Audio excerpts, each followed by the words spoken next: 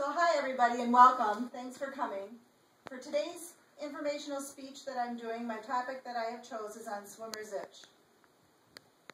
I know that each and every one of you here today spends time in and around the water during summer or at the beach. So that means every single one of you that is here today is at risk for developing swimmer's itch. Today I'm going to explain what swimmer's itch is and what you can do to decrease your chances of getting it. So I'm a nurse, as you all know, and over the years I've dealt with many patients who have had swimmer's itch or fielded many phone calls with mothers of children that have had swimmer's itch. One occasion myself, I've had swimmer's itch and it wasn't any fun. So what is swimmer's itch? It's an itchy skin rash. I've shown some pictures up here. It's caused by a microscopic parasite that generally infects migrating waterfowl. What is waterfowl, you ask? Migrating waterfowl are birds that we have in our lakes, such as seagulls, some of my favorite things, ducks, I love ducks too, geese, and swans. So a parasite infects these waterfowl, and that's where swimmer's itch originates. I'm going to show you on a diagram up here. The swimmer's itch would infect this duck that I'm showing you here. The process for that is then the duck releases its feces into the water and releases these eggs.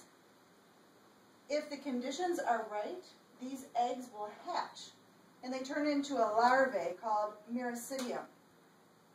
Miracidium then sinks to the bottom of the lake floor and then searches to find a host. Its host would be an aquatic snail.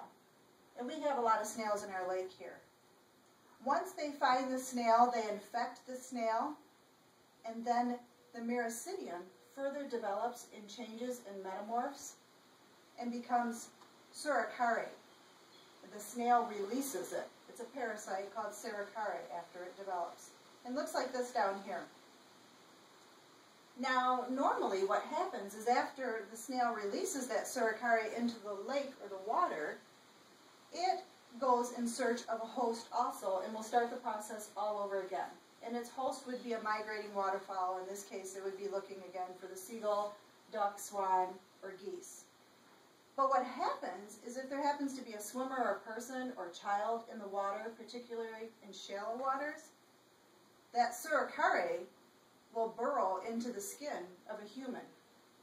Now, humans are not a suitable host for the suricare or swimmer's itch, so it doesn't go through the same life cycle and process as it does with the waterfowl and infect its intestines and the blood vessels and start that process where you are stooling out eggs. Instead, what happens is when the swimmer's itch gets into your skin, it immediately dies. But when it dies, what happens is it causes an immune response that can lead to an itchy rash like I showed you. So the itchy rash can show up within minutes after exposure, 30 minutes or so, to days afterwards. Keep calm, it's not contagious. Once you get swimmer's itch, you can't give it to anybody else. The itchy rash may be irritating, it can last a week or so, but then it will go away. Another interesting fact is that your pets or dogs cannot get swimmer's itch. They can get a different type of parasite that's usually found in swamps and other areas, but the actual parasite of swimmer's itch they can't get.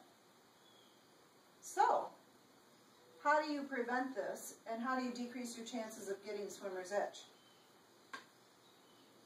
Do not swim in areas where there is a known outbreak. So if your friends tell you, hey, South State Park is loaded with it right now, go to North State Park.